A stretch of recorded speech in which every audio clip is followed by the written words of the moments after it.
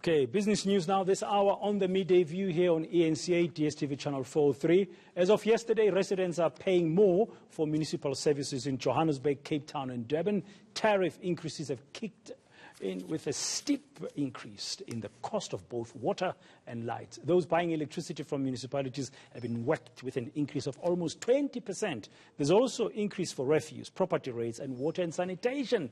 Well, to talk more about this, I'm joined now by Hugo Pienaar, Chief Economist at the Bureau for Economic Research. Hugo, good afternoon. Thank you very much for your time this hour. Yeah, it's going to be tough, especially if for us who are residing in these metros. But it has become an annual kind of an occurrence. But one would have hoped under the pandemic things might be different this July.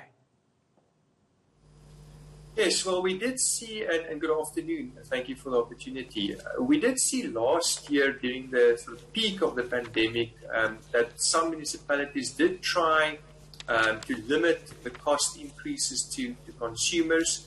But I think we're now in a situation where municipal finances are also under significant pressure. So I guess it's becoming harder for municipalities to absorb these cost pressures.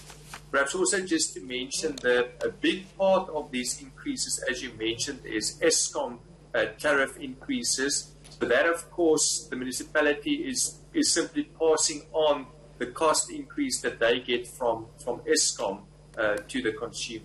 Yeah, it might be difficult for metros to be passing on or deciding rather how much to pass on or not pass on to the consumers who are currently struggling as well. And I mean, in an economic environment where we are not seeing the light at the end of the tunnel. No, this is right.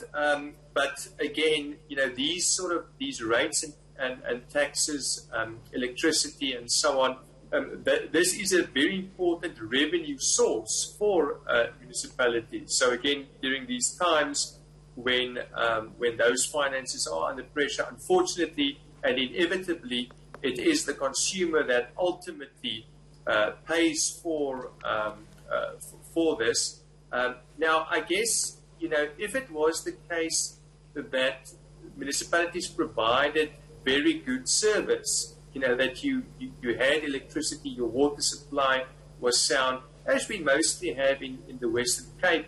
I think one can argue that is one thing, but I think it becomes a real problem where consumers face these increases, but they also don't get a proper service despite paying these high tariff increases. Yeah.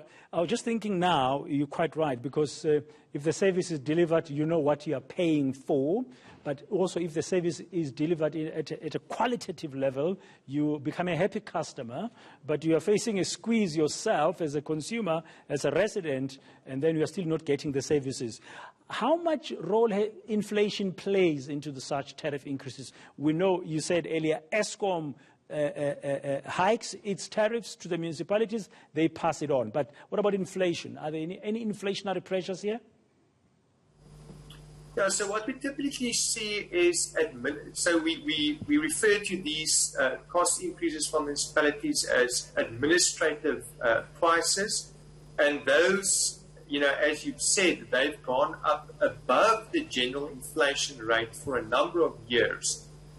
So whereas general inflation currently is running around 5%, and that is likely to be temporary, so we've sort of become accustomed to inflation roughly around 4.5%.